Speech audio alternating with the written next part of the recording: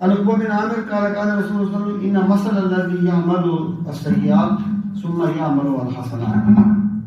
سرکار نے فرمایا کہ اس شخص کی مثال جو برائیاں کرتا ہے اور پھر وہ نیکیاں کرتا ہے، کمثل رجل کانت علیہ دیکھا جدیکا، اس کی مثال اس شخص کی طرح ہے جس کے اوپر ایک تنگ زرہ جس نے پہنی ہوئی ہے، ایک تنگ زرہ اس نے پہنی ہوئی ہے، قد خنقت ہو، اور گرا وہ جو زرہ ہے نا اس سے اس کا گردن جو ہے وہ گھٹ رہی ہے، اس کی گردن کو وہ دبا رہی ہے.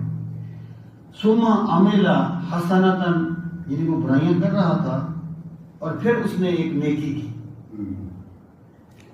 فانفقت حلقہ، ثم، تو اس زرہ کا ایک حلقہ یا ایک اس کا جو کڑی ہوتی ہے وہ کھل جاتی ہے.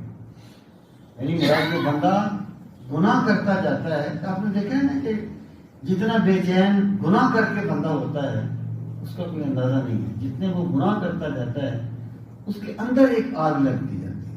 سرکار نے فرمایا کہ اس نے یعنی جیسے تنگ زرہ پہنی ہوئی تھی جس نے اس کی گردن کو گھونٹا ہوا تھا، تو جب اس نے نیکی کی تو جیسے زرہ کا ایک ہلکا ایک کڑی کھل جائے تو بندے کو ایک آسانی محسوس ہوتی ہے، تو نیکی جو ہے وہ اس کی ٹینشن میں ایک کمی کرے گی اور اس کو ایک آسانی محسوس ہوگی.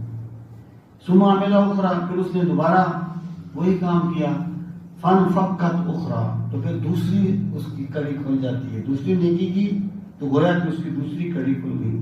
حتی تخرج الی الارض، یہاں تک کہ وہ نیکیاں کرتا جاتا ہے اور اس کی پوری زرہ کھل کر زمین پر گر جاتی ہے. اسی طرح جب ایک بندہ یعنی نیکیاں کرتا جاتا ہے تو اللہ تعالیٰ اسے ایک سکون سرمدی عطا فرما دیتا ہے، اور اللہ تعالیٰ اس کے دل میں جو یعنی اللہ نیکی کرنے کے بارے میں جو ایک بے رغبتی تھی، اللہ تعالیٰ اسے رغبت میں بدل دیتا ہے. اسے اللہ تعالیٰ انفاق فی سبیل اللہ کی توفیق دیتا ہے، نیکیاں کرنے کو اس کا دل کرتا ہے.